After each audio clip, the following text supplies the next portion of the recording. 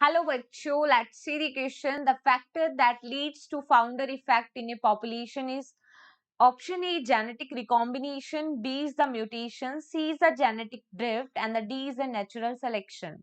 देखो क्वेश्चन के अंदर बोला गया है कि ऐसा कौन सा फैक्टर है जिसकी वजह से फाउंडर इफेक्ट देखा जाता है पॉपुलेशन के अंदर. देखो founder effect that is responsible to cause a new species. ठीक है, फाउंडर इफेक्ट की बात करें अगर हम, या फिर हम बात करें बॉटल नेक इफेक्ट, तो ये जो दोनों टाइप के इफेक्ट होते हैं ये किसकी वजह से होते हैं? बॉटल नेक इफेक्ट और फाउंडर इफेक्ट, ये दोनों होते हैं जेनेटिक ड्रिफ्ट की वजह से. ठीक है, what is the meaning of genetic drift? तो देखो अगर हम देखें एक स्मॉल पॉपुलेशन के अंदर जो जेनेटिक मेकअप के अंदर चेंजेस आता है और जिसकी वजह से एक न्यू स्पीशीज originate होती है, that is called the genetic drift. And what is the key point here? That is the small population. ठीक है, स्मॉल पॉपुलेशन के अंदर जो चेंज आ रहा है, स्मॉल पॉपुलेशन में, ठीक है, जो जेनेटिक मेकअप के अंदर चेंज आ रहा है, और we can say genetic frequency में जो चेंज आ रहा है.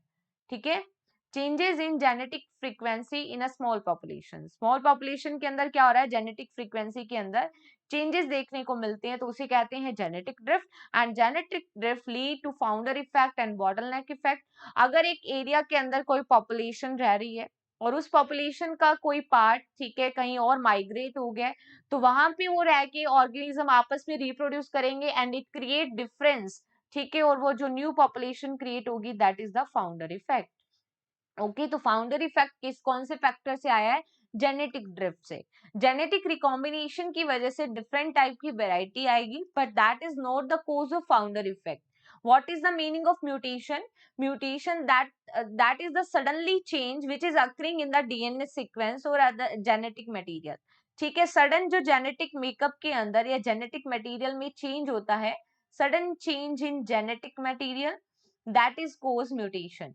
ठीक है, और म्यूटेशन को किसने डिस्कवर किया था? ह्यूगो डिवरियस ने. Natural selection that is given by the Darwin. तो natural selection that is related to evolution. ठीक है, तो डार्विन ने क्या बोला था कि जो ऑर्गेनिज्म नेचर के अकॉर्डिंग सरवाइव करेगा, नेचर उसको सेलेक्ट करेगी, that is natural selection. And here the finally correct answer that is only option C. Okay, best of luck.